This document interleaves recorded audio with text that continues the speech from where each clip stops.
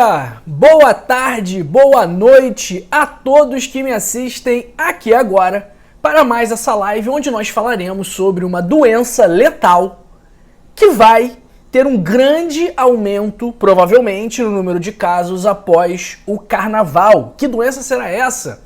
Eu vou te cantar também uma história tenebrosa, assombrosa, aterrorizante que gira ao redor dessa doença que vem acometendo cada vez mais pessoas e preocupando o mundo inteiro. Aqui no Brasil, no primeiro semestre de 2023, ano passado, foram 100 mil casos. E eu vou te explicar por que essa doença vai fazer mais vítimas no carnaval e depois do carnaval. Vou te ensinar os sinais e sintomas, como se proteger, como se tratar e vou te contar como essa doença foi peça-chave num dos experimentos mais cruéis da história da medicina. Antes de começarmos, já vai deixando aí, escrevendo no chat, escrevendo nos comentários de que parte do Brasil ou do mundo você me assiste agora. Eu estou aqui no Rio de Janeiro, capital do Rio de Janeiro, no Brasil. E você, onde você está? Escreva aí no chat, escreva aí nos comentários, porque eu quero te conhecer melhor. E essa doença, pessoal, ela é causada por uma bactéria chamada Treponema pallidum, que é uma espiroqueta, ou seja, uma bactéria que tem formato de espiral. E é uma doença que é transmitida principalmente pelo contato físico. E aí, em especial, mas não apenas, o contato sexual. E por esse motivo, aumenta justamente nessa época do ano, no carnaval, que o pessoal fica mais solto, fica mais pra frente, fica mais animado e acaba se descuidando em alguns aspectos. E uma informação curiosa sobre essa doença é que caso a pessoa contraia a doença hoje, e digamos que ela se cure dessa doença daqui a uma semana, ela ainda estará suscetível a contrair essa infecção mais uma vez. Então, uma infecção anterior não confere imunidade dessa doença que é dividida em 3 fases que eu já vou falar. Mas e aí, que doença é essa, doutor João? Você sabe que doença é essa? É uma doença, é uma infecção sexualmente transmissível, causada por uma bactéria chamada Treponema pallidum. Ela tem 3 fases. E aí, você sabe que doença é essa?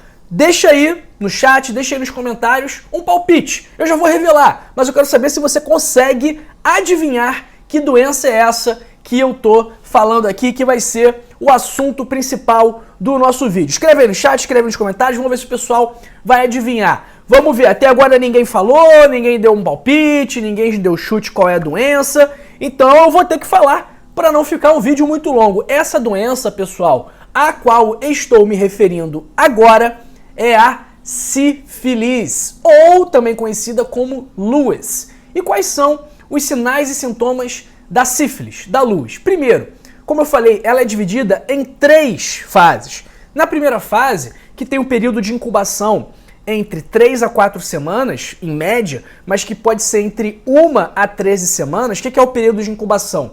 É o período entre o contato com o agente causador da doença e o aparecimento dos sinais e sintomas. Nessa fase primária, o principal sinal é a presença de uma úlcera, que geralmente é indolor e tem uma base firme, que nós chamamos de cancro duro. Essa úlcera, ela está localizada exatamente no local onde a bactéria foi inoculada. Então, geralmente é na boca, no ânus, na vulva, no reto ou no pênis. E aí, além desse cancro duro, dessa úlcera indolor com base firme, os linfonodos regionais próximos a essa úlcera também podem estar aumentados. E aqui é importante, pessoal, porque metade das mulheres e 1/3 dos homens não têm ciência, não sabem da lesão do cancro duro. Eles não percebem essa úlcera indolor, principalmente se for no reto ou na boca, quando ela pode ser facilmente confundida, por quem não conhece, com uma herpes labial. E esse cancro, ele cicatriza entre 3 a 12 semanas depois de ter aparecido, e depois que ele desaparece, a pessoa parece estar completamente saudável, mas não é isso que acontece se ela não for tratada, Porque se ela não for tratada, por mais que o cancro já tenha sumido, ela pode entrar na fase secundária da sífilis, que é quando a bactéria se dissemina pelo corpo.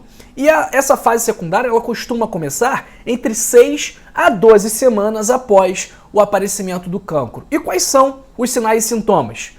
Febre, perda de apetite, mal-estar, náuseas, cansaço. E um sinal característico, pessoal, é justamente o sinal que estava na capa desse vídeo, na palma das mãos e na planta dos pés, que aparecem manchas nesses locais, aparecem também em outras partes do corpo, mas nesses locais elas são bastante características da sífilis, que a gente chama de dermatite sifilítica. E essa fase secundária também pode acometer algum órgão, né? Então, se acometer as meninges, pode causar dor de cabeça.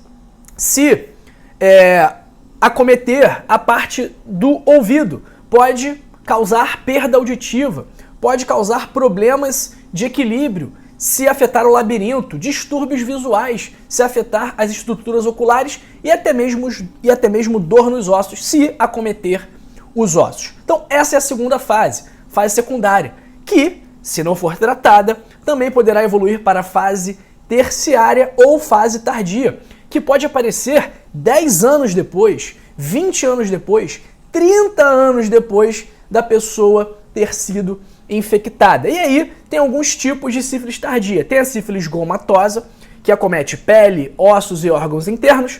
Tem a sífilis óssea, que acomete os ossos. Tem a sífilis cardiovascular, que pode causar aneurisma de aorta, insuficiência da válvula aórtica e também estenose das coronárias. E também pode causar a neurosífilis, que aí vai causar diversos sinais e sintomas neurológicos, dificuldade para andar, pode causar demência, pode causar vários problemas para a pessoa. E muitas dessas consequências da sífilis, elas tiveram a sua descoberta contribuída, ajudada por conta daquele tenebroso experimento que eu mencionei no início do vídeo, que é o experimento da sífilis de Tuskegee, que aconteceu nos Estados Unidos. Como é que foi esse experimento? Começou em 1932. Nessa época, já existiam estudos mostrando os efeitos finais da sífilis, mas pouco se sabia sobre como a doença progredia, como a doença evoluía. E também pouco se sabia como essa doença afetava os negros, os afrodescendentes, os afro-americanos. Por esse motivo, né, órgãos estatais, governamentais dos Estados Unidos, né, tanto o CDC, que é o Centro de Controle de Doenças, quanto o PHS, que é o Serviço de Saúde Público, eles foram os idealizadores e também os executores desse estudo, que reuniu 399 homens afro-americanos que tinham sífilis e que participaram desse estudo em troca de uma suposta assistência médica gratuita. Mas o objetivo principal desse estudo era ver o que acontecia com a doença quando ela evoluía sem tratamento. E esse estudo, ele durou de 1932 até 1972, ou seja, durou 40 anos, mesmo ele tendo sido inicialmente planejado para durar apenas 6 meses. E o pior de tudo, pessoal, é que eu não sei o que é pior nesse estudo, né? Mas um dos piores fatores, né, quesitos nesse estudo é justamente o fato de o tratamento da sífilis com a penicilina, ele foi definido como padrão em 1947. E, mesmo assim, os pesquisadores optaram em não comunicar aos participantes do estudo que eles tinham sífilis e também optaram por não oferecer o tratamento. Hoje, isso é inadmissível, mas naquela época não existiam regras sobre isso. Então, os pesquisadores optaram por não tratar os pacientes, mesmo já tendo tratamento disponível. E os participantes, eles também não foram informados sobre as possíveis consequências da sífilis. Apenas disseram para eles que eles seriam tratados para o que eles chamavam de bad blood, que é o sangue ruim, que é um termo que era na época um termo coloquial que era muito utilizado pela comunidade afro-americana para se referir a diversas doenças, anemia, fadiga e também a sífilis. E aí, pessoal, eles negaram o tratamento até mesmo para os participantes que foram convocados para a Segunda Guerra Mundial, fizeram os exames médicos, foram diagnosticados com sífilis e, ainda assim, os médicos, os pesquisadores do estudo de Tuskegee solicitaram que esses pacientes não fossem tratados. Então, pessoal, isso é algo tenebroso que hoje não é aceitável, que felizmente não se repete com tanta frequência, embora eu acredite sim que se repita em algum momento. Então, ao final do experimento, né, que durou 40 anos, entre 1932 e 1972, apenas 74 dos 399 pacientes sobreviveram. Desses, 28 morreram de sífilis, 100 morreram de complicações relacionadas à sífilis, 40 esposas foram infectadas e 19 crianças, filhos desses pais, nasceram com sífilis congênita. E isso motivou, entre outras medidas de cautela, de segurança, isso motivou a obrigatoriedade de colher de um participante de um estudo um termo de consentimento livre e esclarecido, onde a pessoa, antes de topar, antes de aceitar participar daquele estudo, ela está entendendo o motivo daquele estudo, quais são os riscos e quais são os benefícios que ela tem ao participar daquela pesquisa. E esse assunto foi tão sério, pessoal, que o governo americano precisou indenizar as famílias dos participantes e também foi obrigado a pedir desculpas públicas. Só que essas desculpas só foram pedidas em 1997, ou seja, 65 anos depois do início do estudo. Então essa é uma história aí horripilante relacionada a sífilis nesse estudo, desse experimento de Tuskegee, que vai contra aí todas as normas, todas as boas práticas atuais relacionadas a um estudo científico. E não parou por aí. Não foi apenas Tuskegee que fez estudos como esse. Na Guatemala, também com participação de cientistas americanos, eles infectaram propositalmente mais de 1.300 pessoas. E uma das formas de infectar essas pessoas era justamente pegando uma menina ou uma mulher que vende o tempo em troca do prazer alheio, se é que vocês me entendem, uma mulher que trabalhava com isso, que trabalhava com esse tipo de prestação de serviço, infectada, e aí mandava essa mulher para a cadeia e falava para os prisioneiros se divertissem com elas. E aí essa mulher, ela acabava contaminando várias pessoas. Então a conta que eles faziam era a seguinte: a cada 70 minutos, essa mulher consegue ter relações com 8 homens. Então a gente vai conseguir infectar 8 homens a cada 70 minutos. Fora as vezes em que eles pegavam a bactéria e inoculavam diretamente no paciente. Isso aí aconteceu na Guatemala. Então, pessoal, a sífilis aí está rodeada desses experimentos bastante assustadores. Como que a gente faz o diagnóstico da sífilis, né? O diagnóstico é clínico e epidemiológico. Então a gente vai perguntar se a pessoa, por exemplo, teve algum tipo de relação, se ela teve algum tipo de relação desprotegida, quais são os sinais e sintomas, e a gente vai solicitar exames também, principalmente o VDRL ou o FTA-ABS. O tratamento da sífilis, desde 1947, continua sendo o mesmo: penicilina G-benzatina. E é importante também tratar o parceiro ou a parceira, testar e tratar o parceiro ou a parceira, porque senão o que vai acontecer? Como é uma infecção que não confere imunidade, se não tratar o parceiro, a outra parte do casal vai continuar tendo relações e vai continuar se reinfectando. E para prevenir, não tem mistério, é o uso do preservativo, pessoal. É isso, hein? Tudo que eu queria para falar sobre a sífilis eu falei agora. Vamos ver se tem bastante gente aqui. Opa!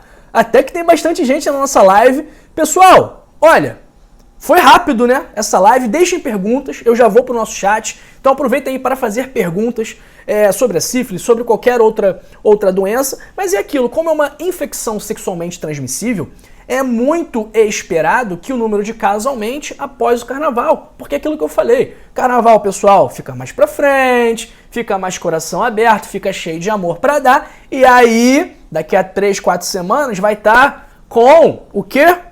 com o cancro duro, com uma lesão firme de bordes elevados, que geralmente não solta secreção, embora possa sim soltar secreção, mas fica aqui o meu aviso, já que os casos não vão aparecer amanhã nem depois de amanhã, mas sim daqui a 2, 3, 4 semanas. Então, se você conhece alguém que gosta de curtir o carnaval, já manda esse vídeo para essa pessoa, curte esse vídeo também para a gente fazer com que essa mensagem viralize. Então, a sífilis é um problema que é potencialmente grave, mas o tratamento é muito fácil de fazer.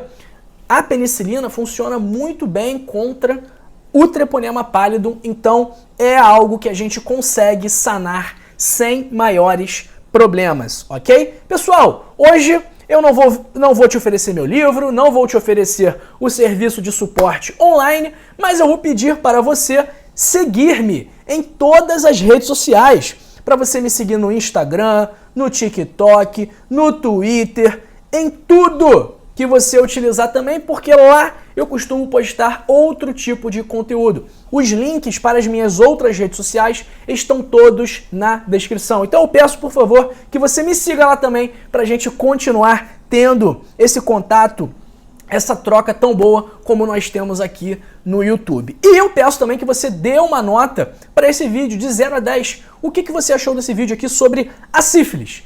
A sua avaliação é muito importante para a gente continuar aprimorando e aperfeiçoando o nosso conteúdo, porque afinal de contas o nosso principal objetivo é levar informação de qualidade para você, de uma forma que você compreenda e que você também consiga aplicar no seu dia a dia, beleza? Vamos para o nosso chat aqui. Hoje eu vou curtir um pouco do carnaval, né? Vou curtir um pouquinho do carnaval, que eu fiquei em casa o tempo todo, trabalhando, mas hoje eu vou lá, provavelmente no desfile das campeãs, para ver lá na Sapucaí pela primeira vez como é essa energia do carnaval. Será que eu encontro alguém por lá hoje? Vamos ver quem está no nosso chat aqui agora. Um grande abraço para Andréa Camargo, Marli Alves, Maria Trevisan, Rosana Silva de São José dos Campos. Um abraço para o Sérgio Macedo Matos, para o Matos Andrade de Caldas do Jorro, Tucano, Bahia, terra das águas quentes. Um abraço para Graça Vief Marques, de Pelotas, no Rio Grande do Sul, para Marilene Brito, de Osasco, para Gesso Líder, para Osterno Marcos, Vandaluce Ventura Golves. Um abraço para Luísa Duarte, para João Macaia, meu xará, diretamente de Luanda, lá em Angola. Um abraço também para Odete Banha, que tá lá na Suíça. Uau, o pessoal tá chique hoje. Um abraço também para Luiz Bezerra, de Recife, para Silvina Adrien, aqui do Rio de Janeiro, e para minha queridíssima Elizabeth Novaes, de Nova Iguaçu. Um abraço para Nair Maria Souza, de Palmas, Tocantins, para Maria Pereira Ali, que está falando aqui, eu tive sífilis muitos anos atrás, fiz tratamento, não cheguei a ficar mal, fiz tratamento com injeção. Então, a Maria fez exatamente isso. Ela provavelmente teve o diagnóstico da sífilis na fase primária, utilizou a penicilina, que é um medicamento injetável, né, a famosa benzetacil, e foi curada, porque essa é a regra. A pessoa toma a penicilina, toma a benzetacil, e aí a sífilis é controlada e a pessoa fica curada sem mais problemas. Um abraço para Bena Lopes, de São Paulo, para Niva Cerqueira, de Ribeirão Preto, para Selma Rodrigues, para a... Calma aí. Para o Eugênio César, Doutor João.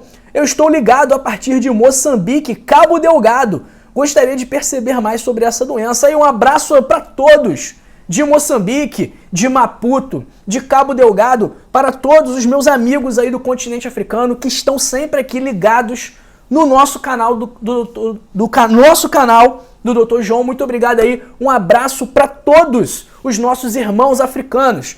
Um abraço para a Luísa Oliveira, para o meu querido Diego Monte Silva. Diego, tamo junto, meu parceiro.